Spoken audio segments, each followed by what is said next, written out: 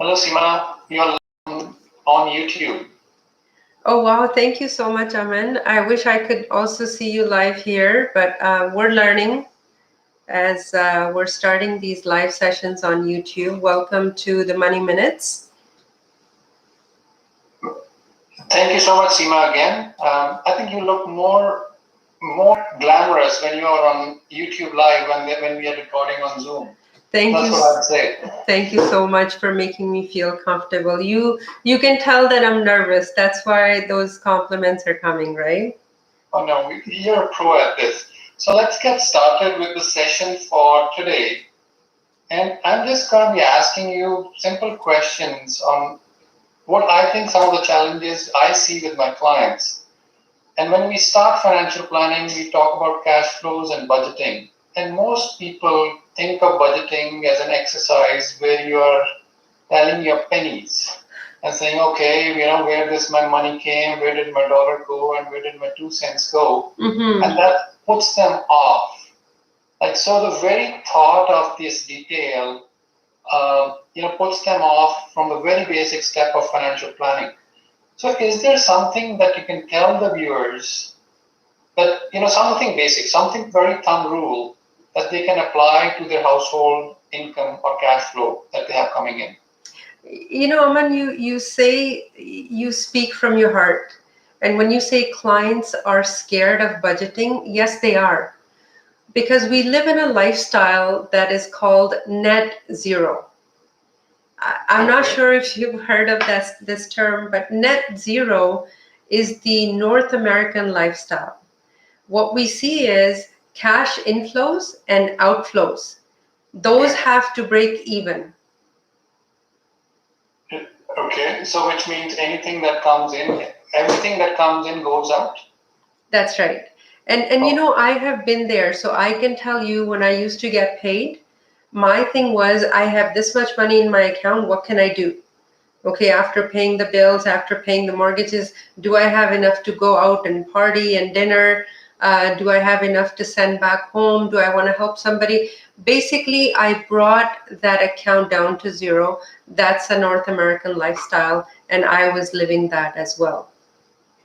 So what's the downside, Seema? A huge downside. So, when the money comes in, we buy a house, we buy a car, we spend this money and we help the economy, which is amazing. That's how countries are built, that's how societies are built. But are we thinking individually for ourselves, not in that net zero lifestyle? Because when I thought about all this, and I'm not saying I thought about it myself, this is my idea. I've heard my gurus, I've heard my mentors talk about it. What they say is whatever you use, invest back into that. Okay. So as soon as I get paid, first thing I have to do is pay myself and then budget for the rest. That's the key. Okay. Now you might think, oh, I don't know investing. I don't know where to invest my money, how to buy stocks. I am not good at investing. Don't worry about all that. First thing first, budget. Okay. I use a formula. It's 50, 30, 20. 50%, Aman, of your after-tax earning should be spent on you. That is a person, you as an average person who needs food, clothing, shelter. So your mortgage, your food, your shelter, everything should be paid with that 50%. Does that make sense?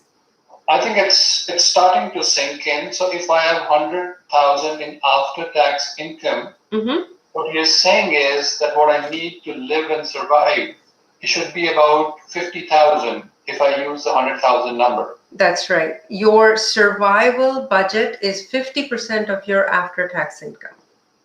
Okay, I think that sounds a lot more powerful than adding up my utility bills across all the companies. So, and that seems a good deal. So the rest 50, I'm free to go out and spend? Absolutely not. Oh, okay. That's okay. So where are we going with the rest 50? So an average income earner, I would say you have the leeway of taking 30% of your total after-tax income, to really pamper yourself. You want to be the king and the queens. You want to travel. You want to buy diamond rings. You want to buy expensive cars. You want to do all that? Go right ahead. Be my friend. Does that make you feel good?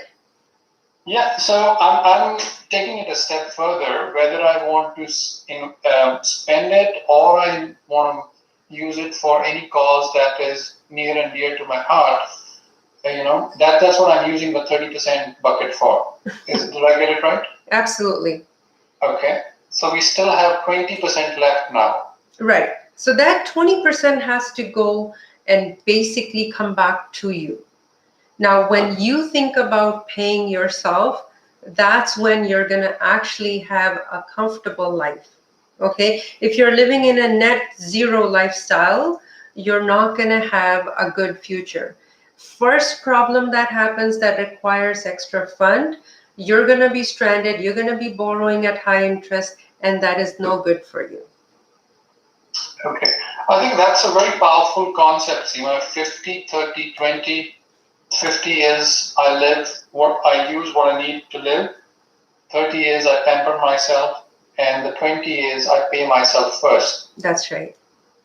And Aman, you work with average clients as well. You understand that when they come to you and we say you have to put 20% away, a lot of times, especially our young generation, they have student loans or line of credit loans. You and me, we both find out if it's a good debt or a bad debt.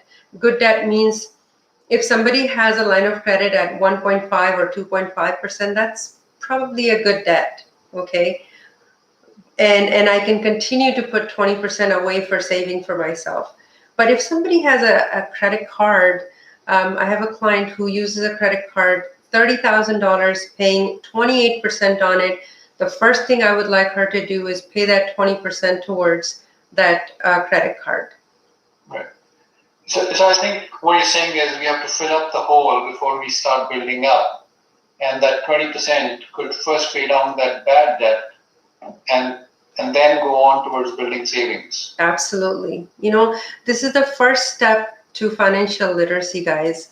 If you want to have a happy and peaceful life, money is not everything. I understand, you understand, but money is a big part of our life. If we can take care of that, the rest we have more time for. Okay. Here are 3 things, Aman, that I want to say to everyone that they should do right away. Number 1, take out last 3 months bank statement for yourself.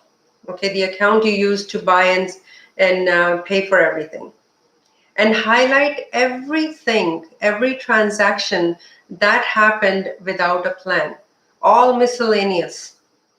It gives all my clients, all my youngsters that I'm mentoring, a big shock. They look at it and they say, you know what, Seema, 60% of my income went to McDonald's, went to buying new clothes, getting my nails done, getting my lashes done. It surprises them. I include my own daughters in this list as well. So first you want to create that awareness. Where is my money going? Okay, how much am I earning and where is this money going? You need to know that. Second, find out what that 20% is for you and create another budget where you cannot touch that 20%. Okay. So, Seema, just in the interest of time, I'm watching the clock. So we have that, we have laid the groundwork for 50, 30, 20. Do we just want to just briefly touch upon what we want to bring out in the next session? Absolutely. So, Aman, we're going to be talking about what to do with that 20% of savings. Because now, we've created an interest and we're saying, let's start looking at your finances. Next thing, what do we do with that saving? All right. I'm all ears, Seema, and look forward to our next live session. Thank you so much. And I hope everyone enjoys this session. Take care. Bye. Bye-bye.